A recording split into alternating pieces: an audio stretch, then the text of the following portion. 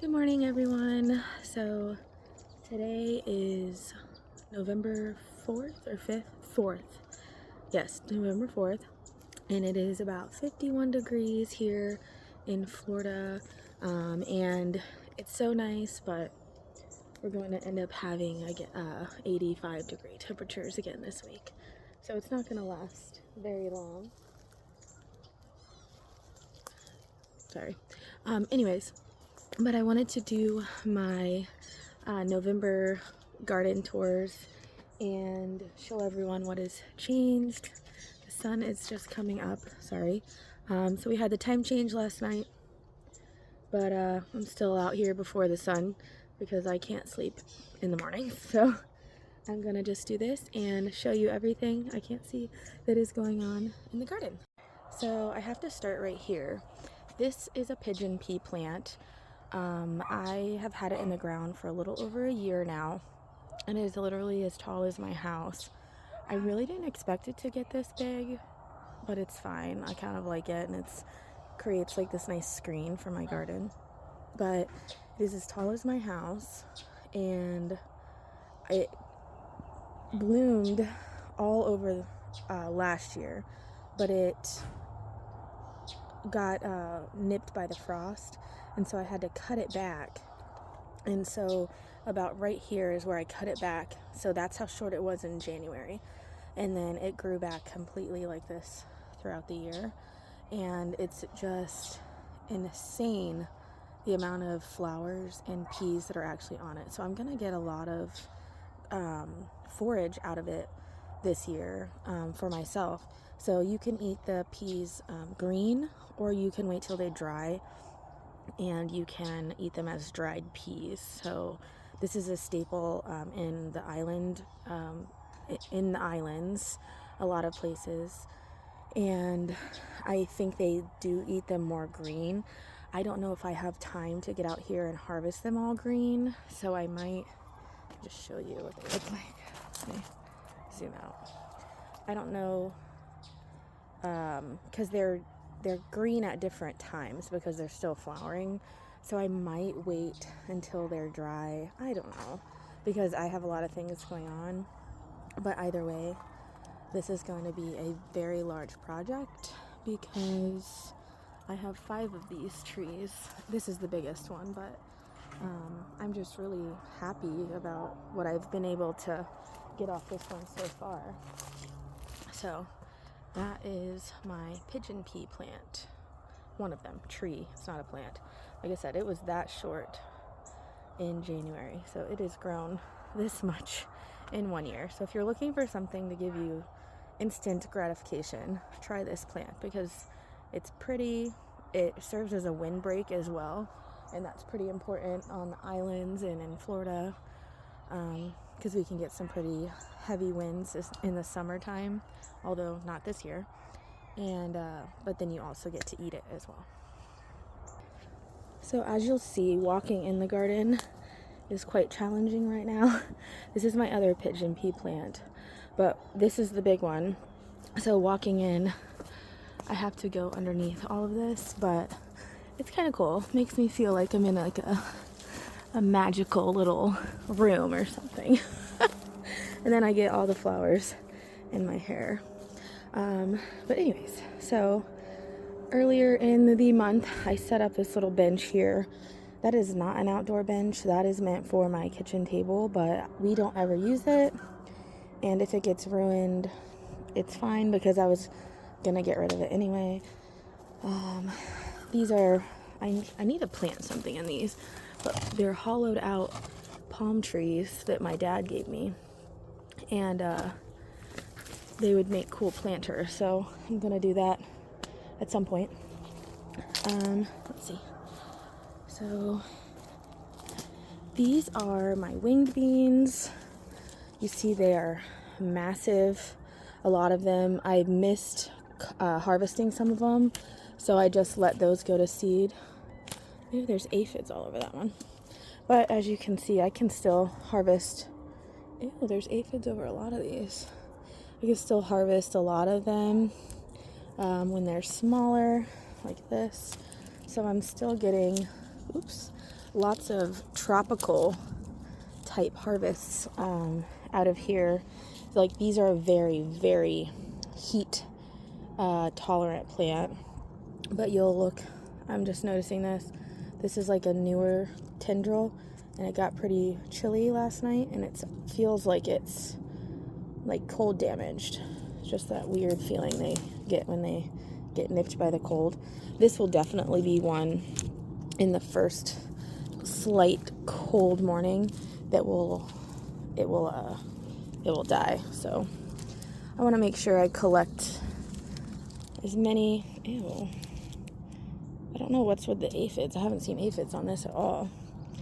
But I want to harvest as many of these as possible before I forget. So after I do this video, I'll come out and harvest more of these. Let's see. So yeah, I have winged beans on here. All this down here is my daikon radish, my rosemary. So all of these daikon radish will be made into kimchi.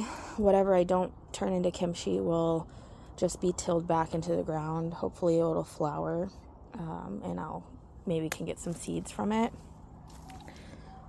Here, it's kind of hard to walk under these trellises. So this is a Cherokee purple tomato. Oh, I don't want that rubbing on there. Hold on. Let me move that. So I have one big tomato, and I have quite a few little tomatoes growing all on the top. I don't think these little ones maybe won't make it to maturity before it gets too cold. Considering how cold it's been already in Florida, it's so strange. I mean, we are heating back up, but it would only take one cold night to ruin it. So we'll see how it goes. But I don't plant tomatoes in the thought that I'm going to get an actual big harvest from them, because I know how unreliable Florida weather is. Let's see. Down here, I planted, oh, what is this? I hope this is just some extra tubing. What the hell is this? Oh yeah, that's just extra tubing. I thought it was something. So down here I planted, a lettuce mix, and then I planted some sugar snap peas along the inside, so those are starting to grow. Yeah, so I should have like a little ground cover of lettuce coming soon. And then these are some, what peas? I think they're some sort of black bean. I forgot what I planted here. I have to look back. But something keeps eating the tops of them, and I have no idea what it is. I'm guessing it's a rabbit, because rabbits can get in here, but I don't see anything else eaten. So we'll just have to see. I have some more on that side over there, and the rabbit, or whatever it is, let me show you, has eaten some of these as well. There's some off the edge there, but I don't see any rabbit poop. So they normally go to the bathroom where they eat. So I don't know. Who knows? But whatever it is, it's eating. Maybe it's my dog. She keeps eating something over there. Anyways, I have some more daikon radish. This is kind of just a mixed little border of stuff. Over here, I have some alyssum coming back. So sweet alyssum, I've mentioned this before, is a really great pollinator plant for tiny pollinators. So this is more of a cool season plant in Florida. It'll kind of die back and look dead in the summer, but it does come back. Whether it comes back by itself, it's debatable. I mean, this is coming back from the same plant, but it does reseed a lot. So, I mean, you should get it to come back eventually in the cooler months. I have key limes. I need to make some dessert with my key limes. I have a few ripe inside, but like, see, this is a new alyssum plant, and I like to just put them around the base of other shrubs and stuff, so I get pollination even this time of year. Let's see. let's go under here. So I have a few, let me zoom back out, loofahs left. I have a bunch on the front that are, or like 2 or 3 more on the front that are ready to be harvested completely. But Ellie, stop! Stop eating my stuff! Stop it! But these 2 plants are the last that are producing. And I think they do have what I was saying was root knot nematode.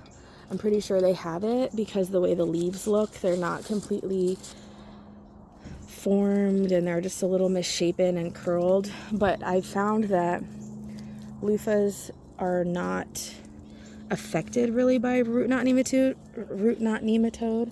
Like they can still produce fruit even when they're affected by the nematode. So it's not like been the greatest harvest, but I'm still getting something from it. The one that was affected the most, I didn't even know was the one that had the root knot problem, and it gave me a ton of, like, look at, like, all of these came from the one that was infected by it.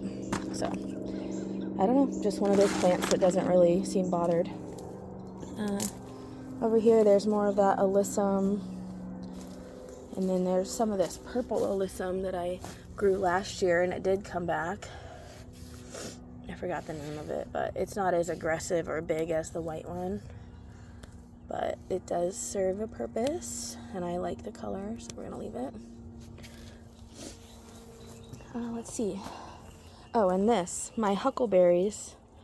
My daughter was using the huckleberries to dye stuff purple, but I had another flush of berries come out. So I'm going to harvest these with some ones that are in the freezer already. And I think I'm going to like make some key lime huckleberry dessert because I don't have a lot of each ripe at one time. So I figured if I can do that, it'll utilize what I have, and it'd probably be pretty interesting. Lemons and berries type stuff go together good, so we'll see. So marigolds are everywhere. They're serving a purpose. I mentioned before, they're controlling root knot nematodes in these beds. Hopefully that's where I had the biggest problem. And so French marigolds actually have some kind of chemical in them that the root knot nematodes do not like, and so it suppresses them back deeper in the soil, as well as a lot of organic matter will do the same thing. So I composted heavily and added the French marigolds, and then at the end of the season I'll just till these and chop them up, or I'll chop them up and just lay them and cover with some more compost. So hopefully that will solve the problem, at least for a little while. And also planting things like, this is dinosaur kale. This is another variety of kale that it was a free gift. It's done really great. It made really good kale chips. I don't even know the exact variety. But in this bed I have dinosaur kale, the kale mix. I have a lot of calendula, the marigolds. Some of the calendula are getting a little bigger. My little garden gnome. And calendula is pretty frost tolerant, so especially here in Florida, I think we should be fine. Look how many flowers are on these marigolds. Too bad pollinators don't really like marigolds. And then here, I forgot what that is. I'll go back and look. And then I have some arugula on that end of the bed. I have some peppers. That plant is super ugly, but I still get jalapenos from it. So I'm not mad at it. So that is this bed. I need to come in and plant some, what was it I was thinking of? There was another green I needed to plant. I'm waving at my husband and he doesn't see me. Anyways, oh, turnips. I was gonna grow some turnips, but I think I did seed turnips somewhere else. I have to look at my notes. Anyways, this is my Asian greens bed. So this is the type, I don't know, I forgot the name, Komatsu, I think might be the name. This is an Asian type green, like a mustard green. I got this as a free seed pack from one of the seed orders I had. So I just tried it out. So far it's doing good. There's like 4 or 5 plants here. I thought I seeded, oh, here's some tatsoi along the edges here. That's not tatsoi. I don't know, maybe not. And then this is Napa cabbage. So we have, oh, I don't know which way I should put this. Jesus, look at this thing. It's gigantus. I keep just coming in here and like breaking off pieces of it to make room for the stuff that I'm growing. Like literally just, oh shoot, I just pulled it out of the ground. Like just breaking off pieces of the branches because I don't want it to smother like my greens, you know. But then I just take the pieces that I broke off and toss them back into there. It'll just break down. Anyways, so I have the Napa cabbage. This will be part of my kimchi. And then last year I found out that I really enjoy bok choy kimchi. And these bok choys are doing really well. Look at them. They're so cute. But these are a type that are a baby bok choy variety. So they're planted pretty close together. I just did another seeding. This is either baby bok choy or more Napa cabbage, but there's some baby bok choy in the middle. So I have them at different stages. Oh my God, I love bok choy so much. So I'm really excited about that. And then there's more of this alyssum. You see how pretty it, oh, I can't back up. I'm kind of stuck. How pretty it is. This just brought itself back from last year. So I have the bok choy, the alyssum, and the marigolds. So the alyssum will bring in those little pollinators or those little wasps that will eat any caterpillars on my bok choy, which is good. So I'm really enjoying these. That one's getting nice. I wish I had some. I'll probably make some kimchi without the daikon radish at first because I want to use some of this baby bok choy beforehand. Over here, I think I'm going to take out my sweet potato bed probably today. I don't know if I'm going to get anything from it.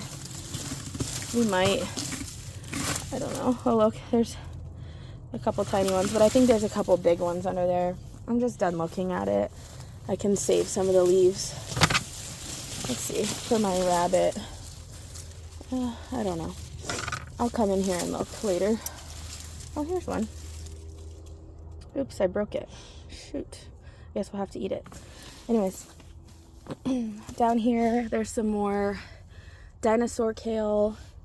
Actually, dinosaur kale and this other new one I've been growing called Vates kale are pretty similar, but the Vates kale is much more vigorous, and I only have it in my green stalks, so I kind of want to put it in the garden out here and see how it does, because it's pretty similar in texture, but I've been getting a lot more of it from younger plants than I am from the dinosaur kale, so that's interesting. That's another one I got for free with my green stalk garden. There's some more sugar snap peas under there. This is daikon radish. Those are self-seeded mustard greens. So this daikon radish, oh yeah, look at that. Oh shoot. You can eat the greens, they're spicy. Oh, look at that. It's getting there. Maybe I'll have one ready for my first batch of kimchi. And then I think I have mustard greens in here, is what all of those, or not mustard greens, turnip greens. So all of that. Going up here, I have a lot of pole beans. We can harvest these while I'm standing here. Hold on, let me harvest these. But look how cool they look hanging down. Okay. Well, that's not bad for one little harvest. This is just 2 plants. So we're into November now. And I'm still getting beans, so that's always good. I'm gonna set these. That is from a slug trap. Don't think I'm just drinking Budweiser out in the garden. I think Budweiser's gross and my brother's crazy. Anyways, so yeah, those are the beans. These are, I forgot what kind of pole beans they are. Some kind of pole bean. And then over here, back to this side, it's my native coral honeysuckle. It's still got a lot of blooms on it down here, but in the winter I'll come by and cut it all back so it gets fresh growth. This is still another holy basil going strong. And then here's another, like a little section. There was a random daikon radish down there. But this is my cucumber, and I think I'm just going to pull my cucumbers probably today. This one has not given me one single cucumber, and it's given me nothing but problems. This is the lemon cucumbers, and it's just super ugly. I've already cut in half of the leaves off of it. It's got some kind of disease. It's finally started to get tiny baby fruits, but none of them are maturing. And there's been a ton of flowers on it, so there's no reason why it shouldn't have been pollinated. I don't know. There was just some kind of deficiency, or maybe whatever soil is in that pot, I can just dump that out, because I haven't had very much success from this pot in the last year. So I think I'm going to dump this whole thing out and get rid of the cucumber. Plus it's like smothering my other pea plant, or my winged bean plant, and that's actually doing good. So let's take some of this down. Hold please. There. Now that looks better. So I have a lot of winged beans on this still. They're everywhere. So I'm going to come by and harvest these. There are a few again that have gotten too big to eat, so I'll just leave those for seed, because this did so well this year that I'm definitely going to grow it again next year. Some of these bigger ones I can give the bunny also. I did try like making these into like dehydrated bean chips type thing, and they did not work out very well. Not in the oven anyway. So that is not something I would recommend. I'm still getting beans from these yard-long beans. This one plant, probably, it's starting to slow down, but it's definitely still giving me beans, especially on the outside. I keep forgetting about them. And they're starting to mature faster, like they're shorter when they start to get big, like this one. See how fat that is? The beans are maturing at an earlier stage, so it's probably just coming to the end of its life. This one has been producing for a long time, so it's okay. And then some of them look like that. So it is what it is. And it's mixed in with a dead zinnia, but I couldn't get it to come apart, so I just left it. Last month I came in, I think it was on my garden tour, I don't remember, and I just reseeded this whole area on the ground with mustard greens. And there are also a few, what are they? Daikon radish in there as well. So that's creating a nice ground cover right here. So that way I have no weeds get in there during the winter. And I can always eat it too. And that's good forage for my bunny. And there's some nasturtium growing through there. Some peas are growing up all along the bottom. So once I pull this bean plant, the peas will be able to grow up and live there. But yeah, so these are like 4 or 5 inches tall now. Let me make sure. Yeah, definitely mustard greens. So let's see, here is my roselle and my cranberry hibiscus. Both are getting ready to bloom. Well, this one's getting ready to bloom, and this one is blooming. So I've noticed in the cooler mornings, the cranberry hibiscus doesn't bloom until later in the afternoon, and then the flowers stay on till later in the day. But we have some more calyxes to harvest soon, and then that one over there finally is blooming. And then down here, let's see, we have a big clump of yarrow, some nasturtiums growing up in there. What else did I do? There's been squirrels digging in here. I seeded some basil and some more arugula over here. Let's see, I don't remember what I put along this fence, if anything. Maybe nothing. Should probably put something. Oh, I think I was gonna save it because I have some ornamental peas, like fragrant pea, sweet peas, that I'm gonna put along this fence, I think. And then, oh, it's just so pretty in the morning. But this finally started blooming. This one's not from today, it's from yesterday. I'll just leave it. And then my cranberry hibiscus and more winged beans. Back to the winged beans. So still getting lots of, oh look, there's ducks. If you don't know, I'm a duck hunter, so I get excited when I see ducks. They live all around my property back there in the water. There's a big pond behind my pond. Anyways, but it looks so pretty out here in the morning. I love being out in my garden. I just wish I could stay out here all day and not work. And then here's another cucumber plant. This one gave me cucumbers. I even made some pickles. I had some fresh eating, and then all of a sudden it started doing this. So cucumbers are hit or miss. I'm gonna, since we had such a dry year, I'm gonna try growing them in the spring again. Maybe I won't get as many funguses and diseases, but normally I don't grow them in the summer because there's too much moisture, and then I'm fighting things constantly, and bugs, and like I said, funguses. So it is what it is. I did get some fruit from it, but I'll just take it out and let the daikon radish thrive in there by itself. And they are big. Oh, this one's getting big. Look at that. All right, cool. Anyways, I think that will do it for my November garden tour. So yeah, that will conclude this garden tour. Like I said, I do these monthly things just to kind of show mostly myself what I'm changing in my own garden, and then if anyone cares to watch, they can look along with me. But it's nice to see, because I was just looking back at like January's video from last year, and like there was nothing here. And sometimes you think that there's nothing going on and nothing changing, but it is.